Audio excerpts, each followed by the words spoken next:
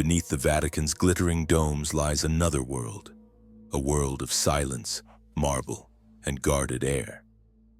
Few have seen it. Fewer still have spoken about it. Endless corridors stretch beneath the surface, lined with vaults and iron doors without handles. Some say this labyrinth houses the heartbeat of history itself, a place where truth has been preserved or buried. They call it the Secret Archives, a name that hums with both fascination and fear. For centuries, whispers have painted it as more than a library.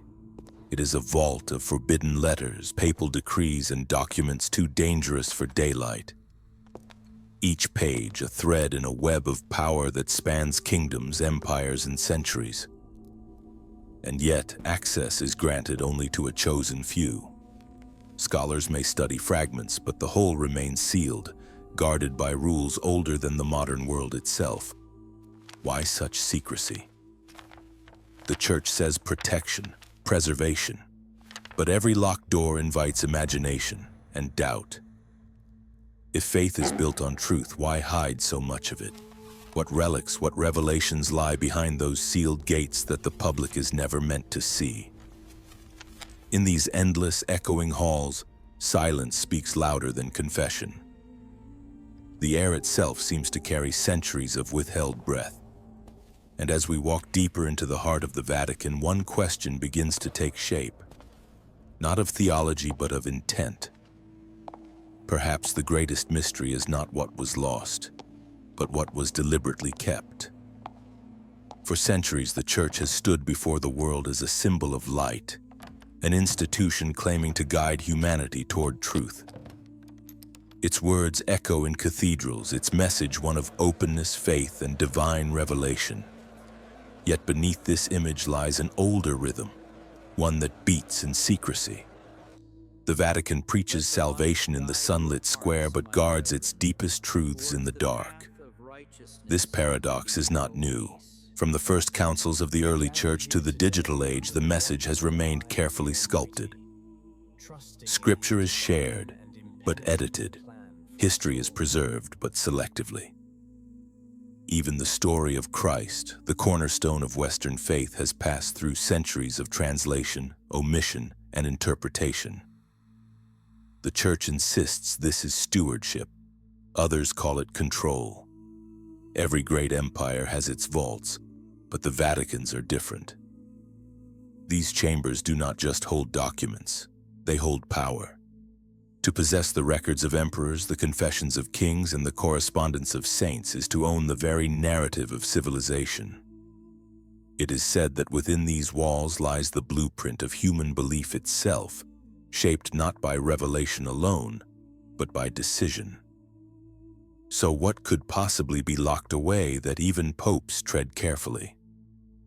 Some rumors speak of lost gospels that question divine authority. Others whisper of relics that defy theology, artifacts too ancient, too alien to fit the story mankind was told. Perhaps it's not heresy they fear, but awakening. And still the Church remains silent.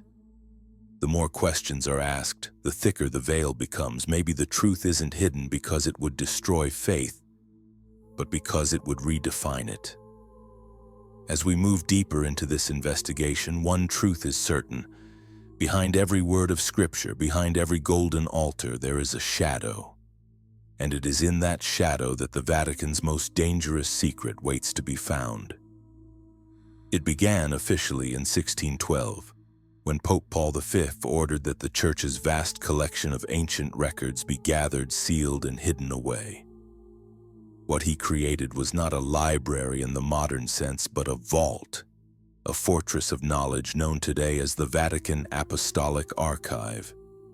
A name change from secret archive meant to soften the mystery, but it did little to silence the rumors. Inside these chambers lie over 85 kilometers of shelving stacked with parchment, scrolls, and letters spanning more than 12 centuries.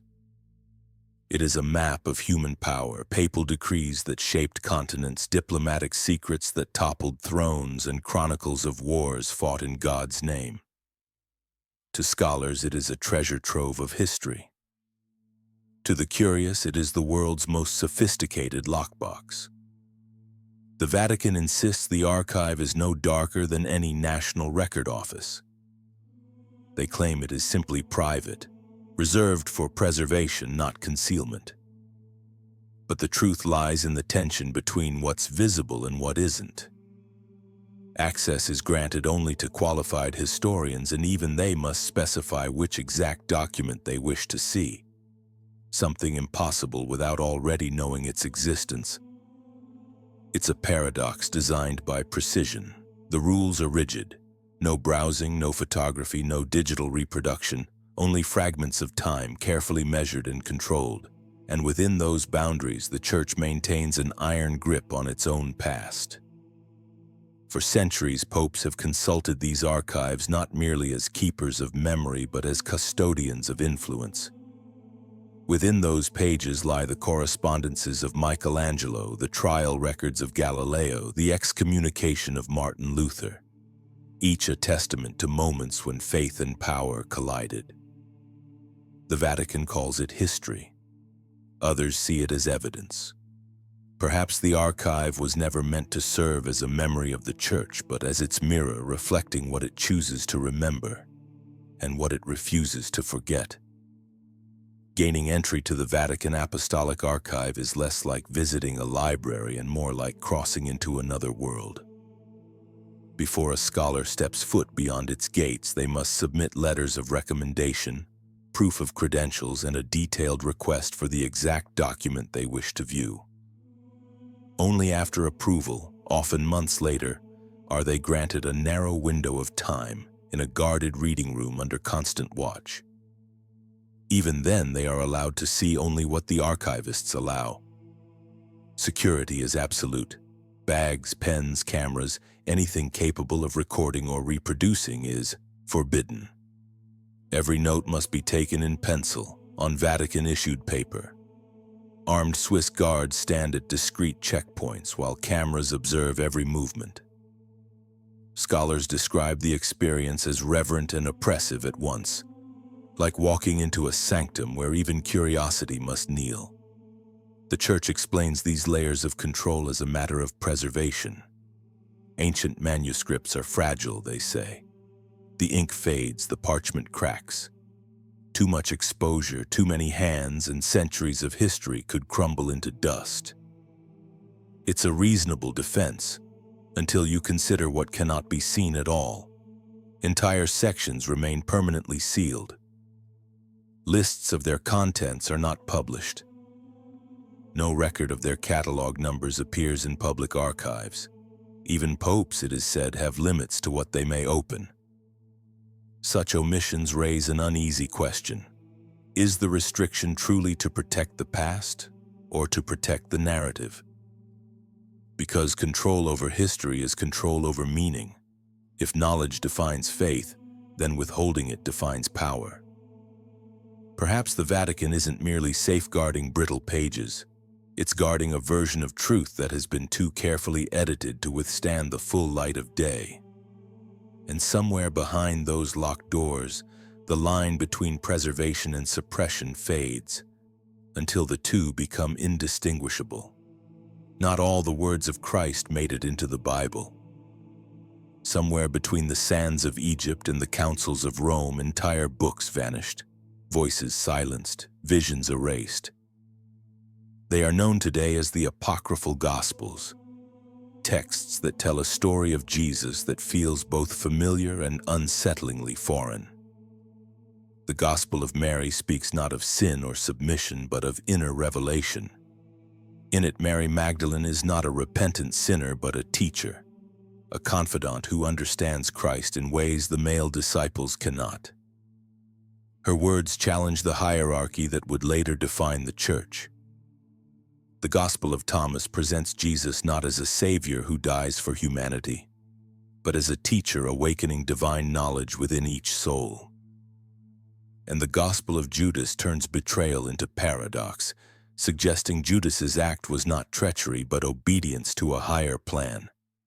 These texts were written in the same centuries as the canon we know, Yet they were cast out, labeled heretical, buried and forgotten. For nearly 2 millennia, the Church insisted they were fictions, distortions of holy truth. But when fragments resurfaced in the 20th century, from the dry caves of Nag Hammadi to the desert tombs of Egypt, they revealed something startling.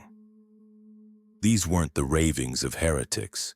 They were the echoes of an early Christianity still in motion, still wrestling with what it meant to know God. If these words are authentic, they suggest a Christ who was less divine monarch and more mystic teacher, a figure inviting awakening rather than obedience. That vision threatens the structure the Church built upon him. Because if divinity lives within every person, if salvation requires no intercessor, then the entire hierarchy of priests and popes begins to tremble. It's no wonder these Gospels were hidden. They don't deny Christ, they redefine him. They speak of a kingdom not ruled from a throne but discovered within. And that idea, radical and luminous, may be the most dangerous of all. Perhaps the Church buried these texts not because they were false, but because they were too true, too freeing, too uncontrollable. And in that silence, one question lingers like a whisper through time. What if the Christ we were taught to worship was never the only one that existed? History remembers the victors, but it is written on the ashes of those who dared to question them. From the moment the Church claimed authority over salvation, it began a silent war, one not fought on battlefields but in libraries, monasteries, and the hearts of thinkers who saw the divine differently. The Cathars of southern France believed in a God of light untouched by the material world. To the Vatican, their faith was poison. Armies marched in the name of purity, and towns were burned to cleanse heresy with fire. The flames that devoured their bodies also consumed their scriptures, entire cosmologies erased, their words surviving only in the accusations of their enemies. Then came the Inquisition, a machinery of fear dressed in the robes of faith. It sought to crush deviation wherever it whispered. The mystics who saw God in nature, the healers who understood herbs, the philosophers who placed reason beside revelation. Each interrogation, each confession was another page torn from humanity's book of wonder. Manuscripts vanished into vaults, scholars recanted or burned. Knowledge that once bridged heaven and earth was reduced to smoke and rumor. What was branded heresy was often nothing more than the human instinct to ask, why? Yet heresy has a strange immortality. The Church could silence tongues but not ideas. Every forbidden book left a trace, a thought passed in secret, a symbol carved on a wall, a truth whispered in the dark. And centuries later, those whispers still echo, reminding us that truth does not burn easily. The war against heresy was never about falsehood. It was about control. Because every time humanity reached for forbidden knowledge, it reached a little closer to freedom. Faith and empire have always shared a throne. When Emperor Constantine looked to the heavens before battle and claimed to see a cross of light, the course of Western civilization changed forever. His conversion in the 4th century transformed Christianity from a persecuted faith into an instrument of rule. From that moment, divine authority and political power became indistinguishable. The Church no longer stood apart from the empire. It became one. Popes learned quickly that influence did not flow from prayer alone. It flowed from alliances, from crowns bent in reverence. When kings sought legitimacy, they came to Rome. And when Rome wished to silence dissent, it spoke through kings. The coronation of Charlemagne, the Holy Roman Emperor, sealed that union. Faith enthroned as law, and law sanctified as faith. But beneath this sacred theater ran an undercurrent of calculation. The papal throne was not merely a seat of holiness, it was a throne of politics. By the time of the Renaissance, popes ruled as monarchs in all but name. The Medici popes, born from the most powerful banking family in Europe, turned the Vatican into a dynastic empire. Wars were funded, rivals poisoned, indulgences sold, all under the seal of the fisherman's ring. Those who threatened this alliance often vanished from history's pages. Reformers, heretics, and visionaries alike were denounced, exiled, or executed, not always for disbelief but for disobedience. The Church's survival depended on maintaining the illusion of divine unity, even when its corridors echoed with intrigue.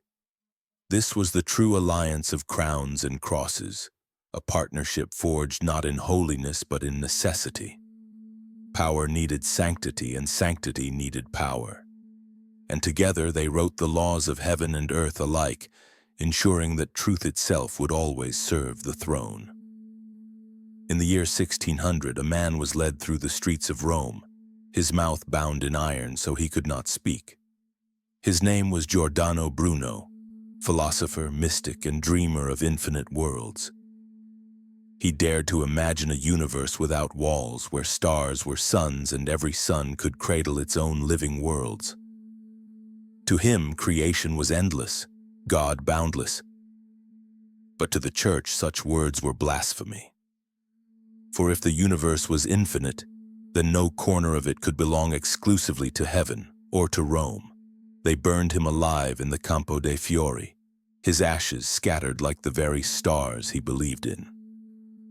4 decades later, another man stood before the same tribunal. Galileo Galilei, armed not with poetry but with mathematics. Through his telescope, he had seen moons circling Jupiter, proof that not everything revolved around Earth. His findings cracked the delicate order that placed mankind at the center of creation.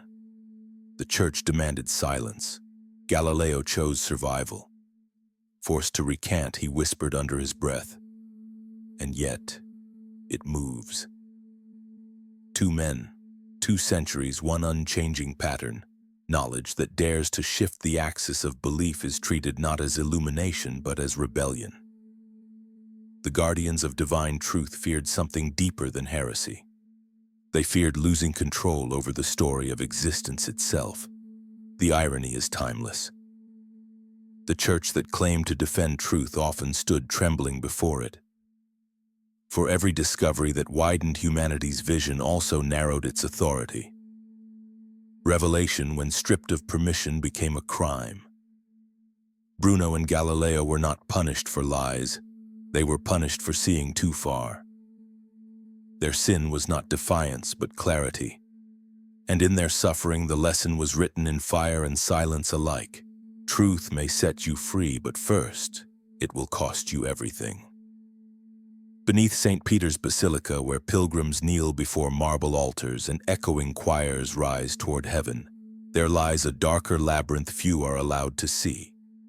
Ancient tunnels snake beneath the world's most sacred ground, older than the basilica itself, carved by hands that lived and died before Rome became holy.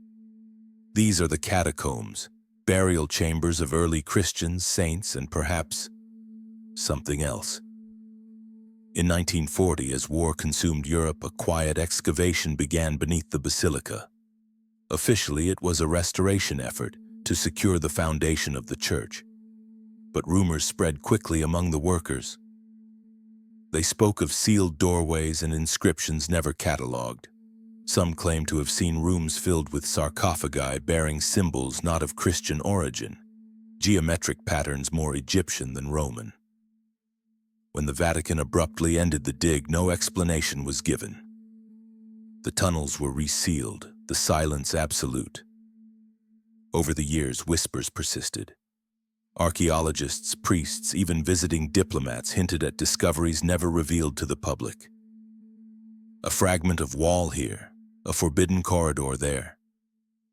The Vatican denies it all, insisting that only sacred relics and the tomb of St. Peter rest below. But explorers who have peered into those depths tell a different story, of heat that rises where no air should move, of chambers that vanish behind fresh stonework overnight. Some believe the Church fears what lies beneath its feet, relics that could rewrite not only its history but humanity's. Others think the danger is simpler, that beneath the symbols and relics there are truths that could shake faith itself. Down there, beneath centuries of worship and marble, the air feels ancient, thick with dust and secrecy, and every sealed passage feels less like a wall and more like a warning. Some things are buried not because they are forgotten, but because they are remembered too well. Hidden in the Vatican's own archives are blueprints and drawings of the city beneath the city. Plans so old their ink has faded into parchment like ghosts. Some are official, marked by papal seals. Others, smuggled copies, appear only in the private collections of historians who swear they were never meant to exist. Each map tells a different story. None agree on where the tunnels end. An 18th century diagram, unearthed in a private library in Florence, shows a network of corridors branching beneath St. Peter's Square, connecting to ancient Roman shrines predating Christianity. Another, attributed to an anonymous Vatican engineer, depicts vast halls under the papal tombs, one labeled Camera Luciferi, the Chamber of Light. No record of such a chamber exists anywhere else. Modern ground-penetrating scans around the Vatican hint at irregular voids, massive empty spaces that official archaeology cannot explain. When questioned, church spokesmen call these anomalies optical errors. Yet engineers insist the patterns are deliberate, too symmetrical, too precise. Researchers who've tried to follow the evidence often meet closed doors, revoked permits, or silence. A few claim to have been warned directly. Some knowledge belongs to the church, not the world. So what lies beneath? Is it simply forgotten Roman masonry, or a deeper stratum of history that the church has chosen to absorb rather than reveal? Some whisper of pre-Christian temples swallowed by the Vatican's foundation, their gods entombed under marble saints. Others imagine vaults of manuscripts too ancient to classify, records of civilizations erased from memory. The maps themselves may never be proven, yet their consistency suggests something real, something immense. Beneath Rome, beneath faith itself, there may lie a memory so dangerous that it was paved over in stone. A buried truth, waiting for the earth to breathe it free again. Among the Vatican's most obscure inventories lie curious references, objects described not as relics of faith but as instruments of impossible craftsmanship. Some appear in marginal notes of papal ledgers, a sphere that measured the heavens, a lens through which the stars were brought near, a clock of divine motion. The language is cryptic yet unmistakably mechanical. These were not metaphors of devotion. They were machines. The Church has always walked a narrow line between revelation and reason. To acknowledge technology beyond its doctrine risked unraveling the divine mystery. Yet the popes of the Renaissance, surrounded by scholars and alchemists, quietly amassed devices that defied their own theology. Mechanical astrolabes capable of predicting eclipses with uncanny accuracy. Lenses that magnified celestial bodies decades before Galileo's telescope. Artisans whispered to have built orreries so precise that their movements mimicked planetary orbits. Where did this knowledge come from? Some claim it was preserved from Alexandria's lost libraries rescued by monks during the empire's collapse.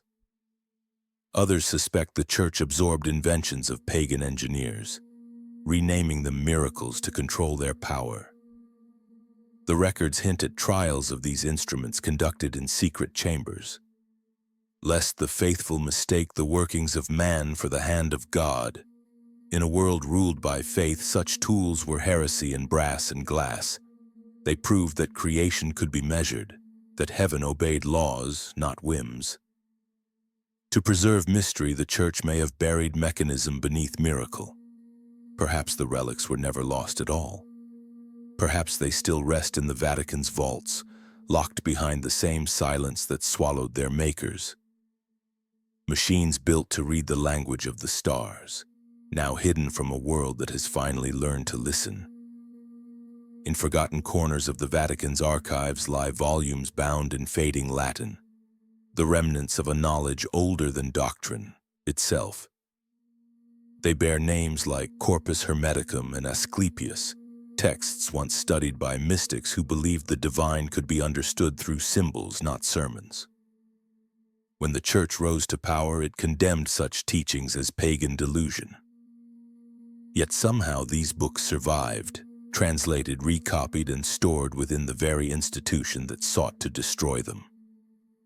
The Hermetic writings speak of the unity between spirit and matter, of a cosmos woven from living intelligence. To the priests of early Rome, such words threatened hierarchy. If God was within all things, then no priest could claim exclusive access to him. And so the knowledge was rebranded. Alchemy became allegory. The philosopher's stone became Christ. Transformation of matter became salvation of soul. But beneath the theological disguise, fragments of the original science endured. Formulas for transmutation, geometry linked to vibration, descriptions of celestial fire that sound eerily like energy itself. These were not mere metaphors. They were blueprints of consciousness, encoded to survive censorship. Renaissance scholars like Marsilio Ficino and Giordano Bruno rediscovered these texts through Vatican translations, calling them the prisms of divine intellect. Some believed angels themselves communicated through Hermetic patterns, a sacred language bridging heaven and earth. The Church tolerated their study only so long as it could claim them as theology, not technology. Perhaps that is the Vatican's greatest secret, not the suppression of science, but its stewardship. A hidden lineage of metaphysics preserved under the cloak of faith, waiting for an age when humanity could read it again without fear. For in those manuscripts, inked in gold and secrecy alike, lies a forgotten truth. The divine and the physical were never enemies. They were always the same experiment. In 1559, under the shadow of the Inquisition, the Vatican published a list unlike any other, a catalogue of thought itself. It was called the Index Librorum Prohibitorum, the Index of Forbidden Books. Within its pages were the names of authors, philosophers, and scientists whose ideas were declared dangerous to the soul.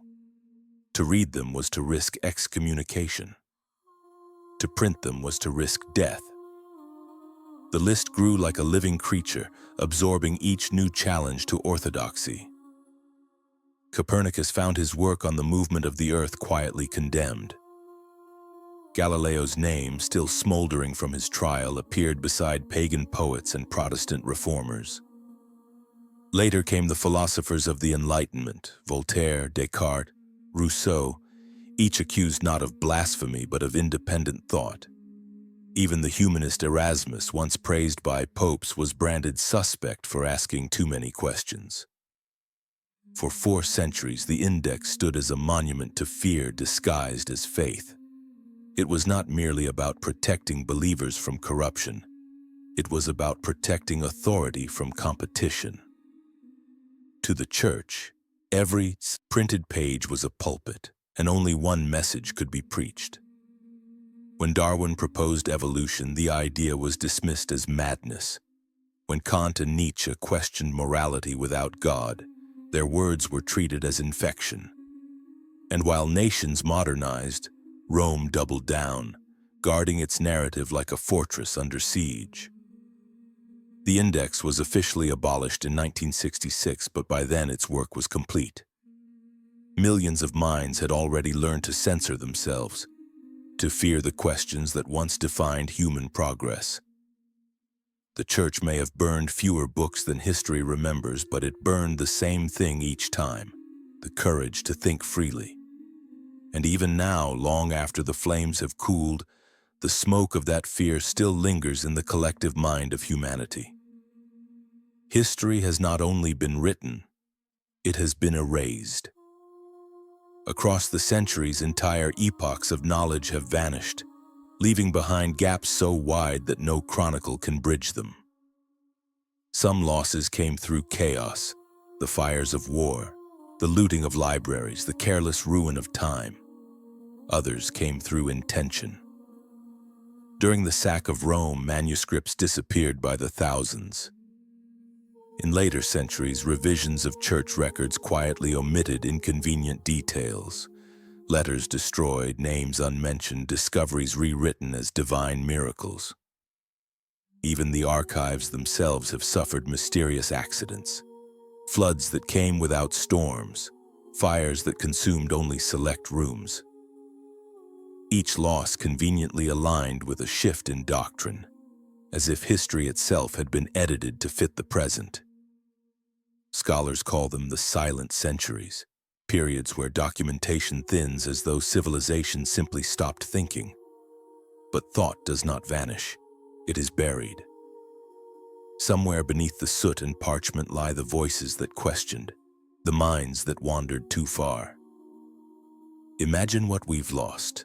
The works of early astronomers who charted the stars before Copernicus.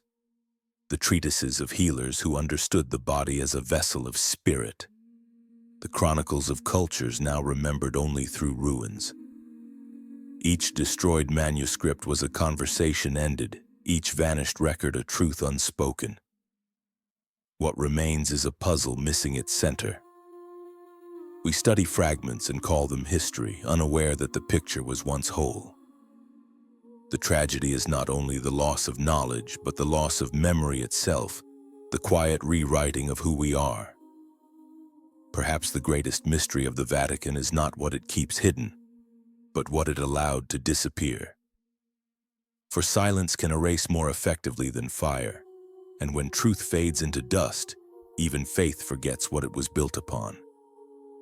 In the dim corridors of the Vatican, among shelves that breathe dust and centuries, there are stories whispered only when the bells have stopped ringing. One tells of an archivist, his name scarcely remembered, who claimed to have seen what no outsider was meant to see. He spoke of sealed documents describing a council before. The first records that suggested Christianity's origins were debated, not divinely dictated. For weeks he confided in colleagues, speaking softly over candlelight, convinced that truth deserved daylight. Then one morning his office was found empty, his keys returned. His name erased from the staff rolls as if he had never existed. Another tale tells of a Jesuit historian who hinted in private letters that the church guarded texts revealing the machinery of faith, instructions written by early bishops on how to shape doctrine for political acceptance. He mailed copies to a journalist friend in Milan. The letters arrived, but the enclosures were missing, replaced by blank pages. The historian died of a sudden illness before he could resend them. These stories may be myth, but myths are often born from something real. Inside the Vatican, secrecy is not an abstract virtue, it is survival. Those who keep records know that curiosity can be career-ending or worse. Some quietly warn researchers, never read what wasn't meant for you. To this day, the Vatican refuses to confirm or deny the disappearance of archivists, citing privacy laws and misinterpretations of normal reassignment. But within those walls, silence echoes like confession. The archivist who spoke too loudly may have been a fool or a martyr. Perhaps his discovery was ordinary, perhaps not. Yet his absence remains a symbol of the price of illumination, because in the city of God, even truth must whisper to stay alive. In 2012, centuries of silence cracked open for a brief, electrifying moment. It wasn't an archaeologist or a heretic who pierced the Vatican's veil. It was a butler. Paolo Gabriele, personal aide to Pope Benedict XVI, leaked hundreds of confidential letters and documents to journalists. The world called it VatiLeaks. Inside the Holy See, it was nothing less than treason. Those papers exposed what the faithful were never meant to know. Corruption in contracts, rival factions among cardinals, money laundering through church banks, and secret dossiers on internal blackmail. It was not ancient heresy that shook the Vatican this time. It was bureaucracy, ambition, and deceit. The documents painted a portrait of a kingdom still ruled by human frailty, cloaked in divine authority. Gabriele said he acted from conscience, that he wanted to bring the church back to transparency. The Vatican called him delusional, tried him in secret, and imprisoned him within its own walls. He was later pardoned, but his life was destroyed. His fate echoed that of the countless voices silenced before him, men and women who mistook truth-telling for loyalty. Years later, new leaks would follow. Leaks 2.0 unveiled financial scandals and evidence of billions hidden from public record. Once again, the response was denial, containment, silence. The names of those who exposed the corruption faded while the system endured unchanged. The irony is bitterly poetic. The church that once feared the heretic now fears the insider. The tools have changed, typewriters replaced by servers, parchment by encrypted drives. But the struggle is the same. Knowledge once again threatens power. From the burning of Bruno's books to the exile of modern truth-tellers, the message has not evolved. Whether through flames or files, the church's greatest fear remains identical to that of every empire before it. The moment when secrecy meets sunlight. What if the secret buried beneath the Vatican stones isn't a relic or a relic's map, but something far more dangerous? A story rewritten so long ago that it became truth by repetition. Imagine discovering a document that predates the New Testament, describing not the Son of God, but a man, a philosopher whose words were later transformed into miracles, whose parables became prophecy. What if the divine narrative was never divine at all, but constructed, refined, perfected to unite a fractured empire under a single faith? Such a revelation would not just unsettle belief, it would dismantle identity. For 2,000 years, billions have built their lives on the promise of a savior who conquered death. But what if resurrection was a metaphor turned literal by politics? What if the cross was never meant to be a symbol of redemption but of control? Historians whisper of proto-Christian scrolls locked away and untranslated that portray Christ as a mystic teacher among many. His message stripped of power, his humanity erased for theological necessity. Some speculate these texts survive in fragments, smuggled from the East, preserved in the vaults beneath Rome. If they exist, they would expose the moment when faith became institution and truth became policy. The danger is not blasphemy, it's awakening. To admit that the story might have been shaped by human hands is to confront the possibility that revelation is not a gift from heaven, but a mirror of our longing for meaning. It would mean the Church's greatest miracle was not divine intervention, but narrative mastery. And perhaps that is the secret the Vatican guards most fiercely. Not a lie, but the fragility of belief itself. Because once the foundation cracks, no cathedral, no empire can stand without trembling. If such knowledge exists, humanity stands at a precipice. The question is no longer what the truth is, but whether we could bear it. Would revelation free us or hollow us?